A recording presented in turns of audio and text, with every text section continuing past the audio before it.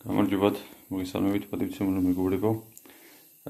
გიჩვენებთ ჩემს მორიგ ქმნილებას, რეგულირებად კვების ბლოკს, უნივერსალურ დამტენს. გიჩვენებთ ახლა როგორ რეგულირდება დენი.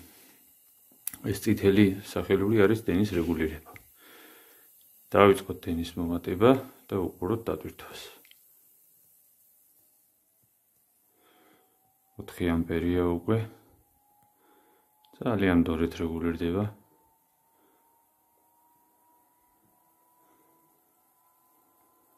4.5 ამპერია.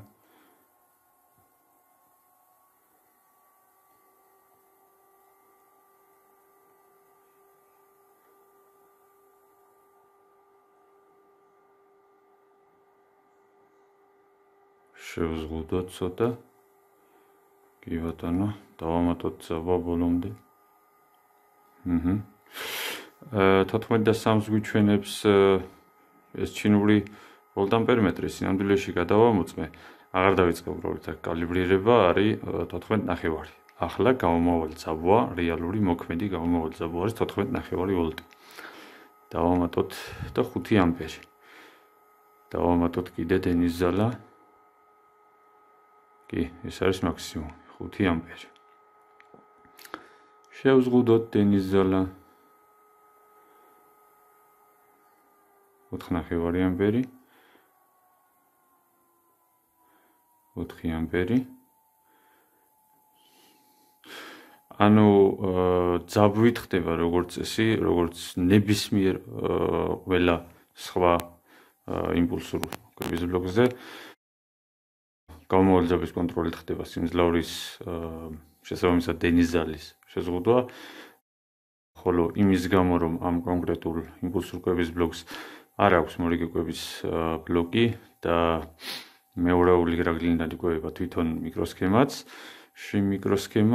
ხოლო მიკროსქემა სჭირდება 7 ვოლტი სტაბილური მუშაობისთვის, ამიტომაც სტაბილური მუშაობა წყდება სადღაც 6.5-7 ვოლტზე ნაკლები ძაბვის შემთხვევაში უკვე იწყება დამახასიათებელი შრიალი და წვეთს სტაბილურ მუშაობას ბლოკი.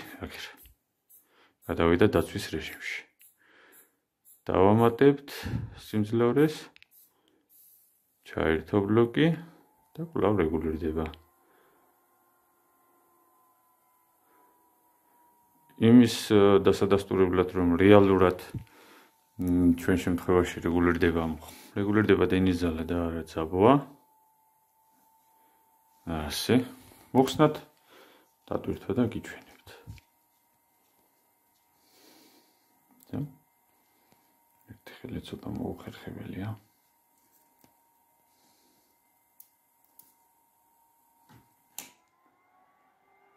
მოიხსნა დატვირთვა, აღდგა სტაბილური ძაბვა. დავამატეთ დატვირთვა. წავიდა დენის სტაბილიზაცია, მოხსენით დატვირთვა, აღდგა, მივაცით დატვირთვა 5 ამპერი. მოხსენით დატვირთვა, დავამატეთ დატვირთვა. ესე იზღუდება დენი. კი ბატონო.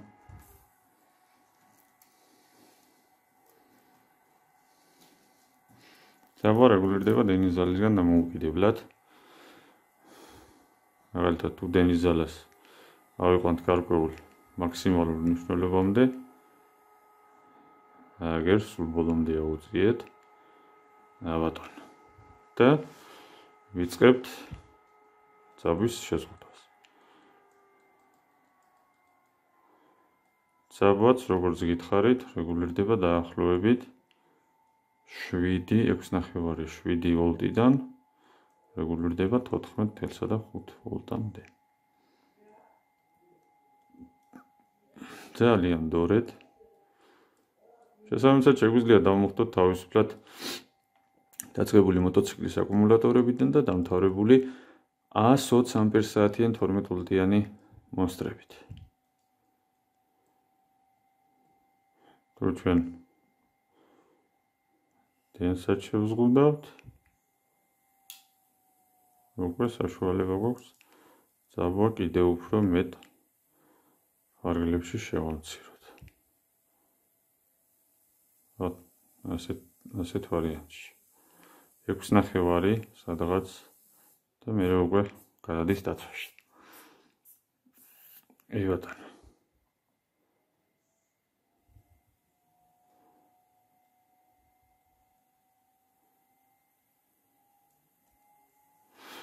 ძალიან სასარგებლო აპარატია, ძალიან მოსახერხებელი, სტაბილიზებული გამომავალი პარამეტრების გამო შეგვიძლია დავაყენოთ 114.4 ვოლტი.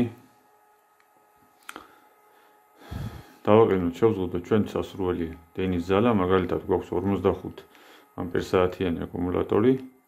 დავაყენებთ 4.5 ამპერზე. კი ბატონო. 4.5 ამპერზე დავაყენებთ, დავტოვებთ და დავტოვებთ მთელი ღამის განმავლობაში. ბლოკი გამომავალ დენის ძალას და ძაბვას აკონტროლებს, სიმძლავრეს აკონტროლებს და შესაბამისად, როგორც კი აკუმულატორი დაიმუხტება, ავა ძაბვა 4.4-მდე უკვე დენის ზალა დაიწევს ჩამოვა და პრაქტიკულად გახდება 0. 0.2 იმის გამო, რომ გარკვეულ დენს მოიხმარს ვენტილატორი და ეს ჩინური ვოლტამპერმეტრი. Всё. როგორც კი დენის ზალა ჩამოვა 0-ზე, ბლოკი ავტომატურად გათიშულია უკვე ძაბვის დამატების შენარჩუნების რეჟიმში გადადის და მხოლოდ აკუმულატორის თვით განმუხტვის დენსღა დააკომპენსირებს და всё. მთელი ღამის განმავლობაში შეგიძლიათ თავისუფლად დატოვოთ უპრობლემოდ. დილით გამორთავ, დამუხტული აკუმულატორი დაგვხდებათ.